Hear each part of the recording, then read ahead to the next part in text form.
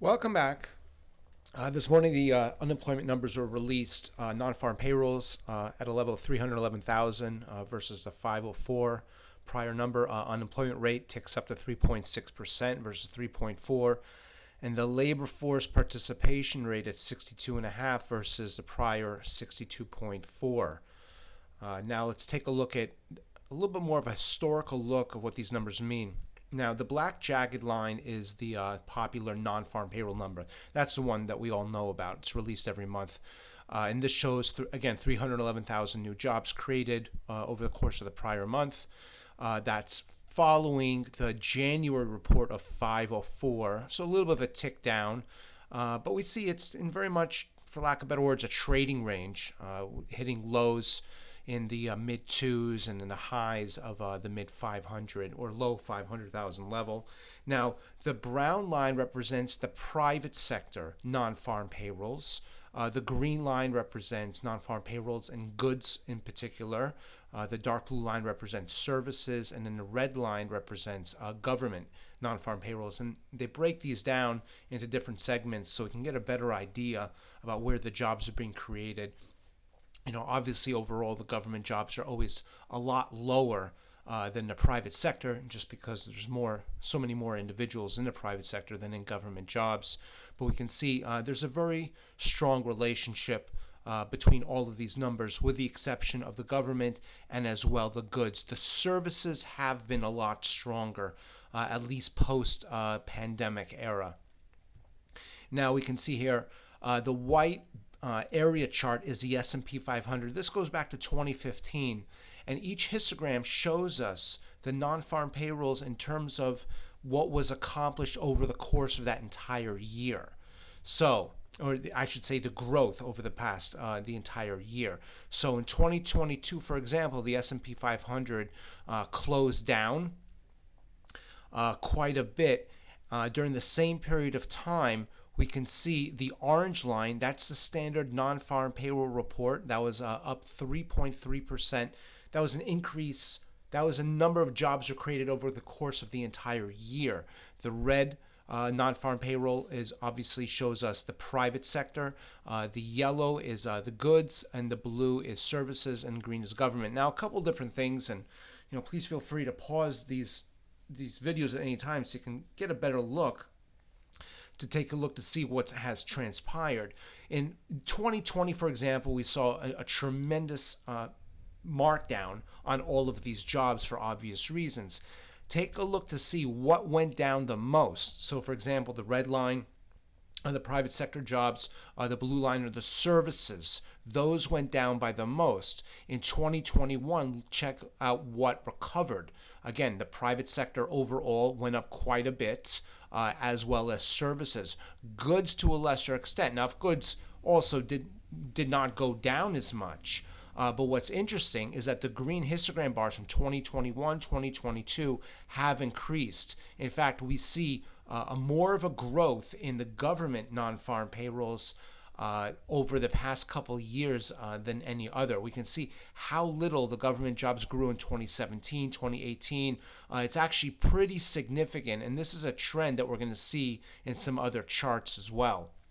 We see here, this is the 9-year correlation between the S&P 500 and the different categories within the non-farm payrolls. Now, a 100% correlation occurs when one index goes up by 1 point, the other also goes up by exactly 1 point. We want to see correlations above 50%. That shows us a very strong relationship between the two. Now, over the past 9 years, and the reason why we have this is because oftentimes we'll look back and we'll say, well, I see the non-farm payrolls were up, they beat estimates. What does that mean for the stock market? Well, this shows us a correlation to the stock market. And we can see overall in the goods sector, we see the highest correlation, a 68% correlation to the S&P 500 over the past 9 years. So that's a pretty significant period of time. That's a lot of data. The private sector non-farm payrolls also has a very strong correlation at 65%. The standard non-farm payroll number is blue. That's a 62% correlation. The service is also at 61%. Very low correlation are the government jobs. So whether we see a lot of new government jobs created or not created, obviously it has very little connection to the S&P 500. The government jobs obviously, don't produce cell phones and shoes and all these other things that are more representative of our economy. So we see a very little connection between the government jobs and the S&P 500. Now we see over here that yellow area chart is the S&P 500. The black histogram bar shows the labor participation rate, the labor force participation rate, and this just shows us how much of the overall labor force is participating within the economy. And we see today's number was at 62.5. This is the highest high we've seen going back to at least February of this year. Now, what's very interesting is we would think logically, as the labor force participate rate increases, so should the S&P 500. But check out how the S&P 500 hit those highs in January of 2022 and since then has gone down quite a bit. There's a disconnect. There's a divergence. Now, maybe this is a result of inflation. Maybe this is a result of other macroeconomic forces. But the fact of the matter is, in the past, going up to 2022, we saw a tremendous rise in stocks and the labor force participation rate.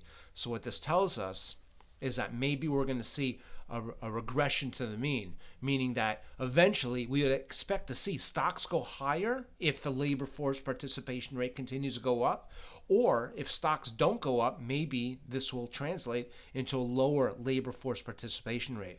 But today's number is a higher high, and the highest high we've seen going back to beginning of 2021. That's pretty significant. Take a look over here. The yellow area chart again is the S&P 500. This is the unemployment rate. Again, a negative correlation, a divergence. We would expect as the unemployment rate goes down, which is a positive, it's less people reporting that they're unemployed, we'd expect to see stocks go up. That was the case. But then stocks in the beginning of 2022 started to go down. Now the unemployment rate has stayed steady. We're at a level right now, 3.6. But watch out, because if we see a number higher than 3.7%, which was the high of October of last year and the high of August of last year, if we see an unemployment level at 3.8%, that would now be the highest high since February of 2022. Now, we're not there yet. And again, if we see stocks go up, we'd expect this unemployment number to stay low. But if stocks continue lower and we see an unemployment rate next month at 3.8%, that could be the signal of a change to come.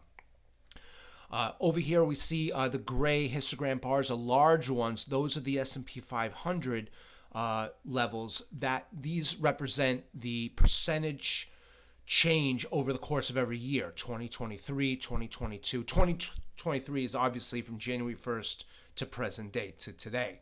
Now we see how this compares to the different non-farm payroll categories. So, for example, in 2022, we saw the S&P 500 was down about 19%. We see the biggest growth in the overall non-farm payrolls. The second highest number were the private sector, which, obviously it makes a lot of sense because the private sector makes up the majority of the non-farm payrolls. The blue represents services, which are much stronger than the yellow, which are goods. And this is a continuing theme. Our economy is a service-driven economy, maybe not so much in the past, but now it really is very clear that that services play a much more dominant role on our economy. Now, if we're trying to guess the next step to the stock market, we want to look to see numbers that reflect strong services, strong conditions, or good favorable conditions for the service economy. Goods to a lesser extent. Also, very interesting, the green represents non-farm payrolls in the government sector. In 2023, and also, in 2023, this is now outpacing goods. There's actually a greater amount of growth in government than there is in the goods sector. Now, whether this is good or bad for the economy is left to be said, but usually, historically, government jobs play a very small percentage, a very small role in our economy. but this is now looks like it's changing to some extent. Take a look at the red lines, which the red histogram bar shows us the average unemployment rate on a yearly basis. This is where, if you average up the entire year's unemployment rate, this is where we are. So in 2023, the average rate is 3.5%. Last year, it was a little bit higher than that, or I think around 3.6%, and then much higher in 2020, 2021. The black lines represent the S&P 500. Now, we can really infer a lot from this chart. So, for example, in 2019, the stock market was very, very strong. The unemployment rate was very low. This makes sense. Take a look how the red lines went down from 2015 to 2019. Unemployment went down, and more or less stocks went up. I mean, I know 2018 was a down level, but then 2019 was a huge up year for the stock market. 2020, we obviously have pandemic conditions, huge unemployment. The stock market tanked, but then did come back and registered some sort of gain for that year.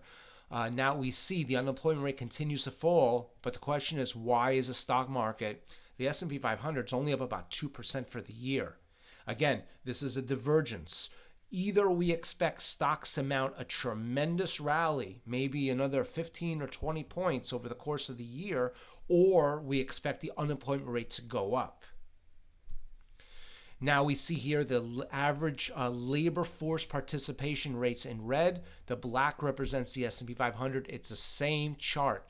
From 2015 to 2019, we want these lines to go in the same direction. More people participate in the economy, the higher the S&P 500 goes. That makes sense from 2015 to 2019. Then we have pandemic conditions, and now we see the S&P 500. Well, last year, it was basically down around 19%, 20% low labor force participation rate. Looks like it's coming back as far as the participation rate, but stocks not yet. So either more people are going to jump back into the economy, or stocks are, or I should say, either the stock market is going to go and match our labor force participation rate. I mean, after all, this is the highest number since 2019. Or we're going to expect to see stocks go down and the labor force number go down. Now let's take a look at our unemployment numbers in terms of the different states. We can see more or less there's a very strong correlation. The black jagged line here is the average of all 50 states. The highest number is Nevada at 5.2%. That's followed by the orange line here, that's Illinois. We see here District of Columbia.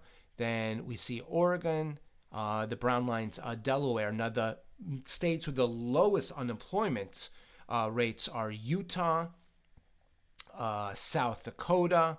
This light green line here, that's South Dakota, Minnesota, Vermont, etc. So we have overall a pretty strong correlation, but we see obviously there's a divergence from state to state, and that is very much due to the state issues and the different industries that may or may not be doing well in those individual states. Take a look at the 1 year correlation, or I should say the 1 year change in unemployment. We're going to take a look at correlation in a second. This is the 1 year change in unemployment by state. How much has the unemployment rate changed? If the line goes up, it's a bad thing. We don't want to see unemployment go up. These are the states that had the highest increase in unemployment over the past year. Indiana, Nebraska, Oklahoma. Those are the states with the highest rate of change of unemployment. The states with the lowest amount of, or the biggest decrease, I should say, in unemployment. We take a look. New Jersey, New Mexico, Pennsylvania. This is Massachusetts. Just taking a look at the lowest levels, California as well. And again, these are state-to-state numbers. These represent the correlations. This is a 1 year correlation between the state unemployment rates and the S&P 500. Now, generally speaking, we want to see lines go down. That makes sense because, again, unemployment is bad if it goes up. The S&P 500, it's good if it goes up. So when we see a strong correlation, this is actually kind of odd because it shows us. So, for example, just take the first line all the way to the left over here. Alabama has an 83% correlation. It shows us that as the stock market went up, the unemployment rate also went up in Alabama. And a lot of these states, with the exception of, for example, Oklahoma, Indiana, Arkansas over here, and then all the way at the end over here, we see, I think that's West Virginia. Now, for the most part, we see a very strong correlation. And this shows us that as the unemployment rate has gone down, the stock market has also gone down. We know the S&P 500 over the past year was down about 19%. Well, most of the unemployment rates, for the most part, have also gone down over the past year. But we would expect if the unemployment rate goes down, why are stocks also going down? And that is really the question that we're left with from this report. Why are stocks going down if unemployment rate is going down?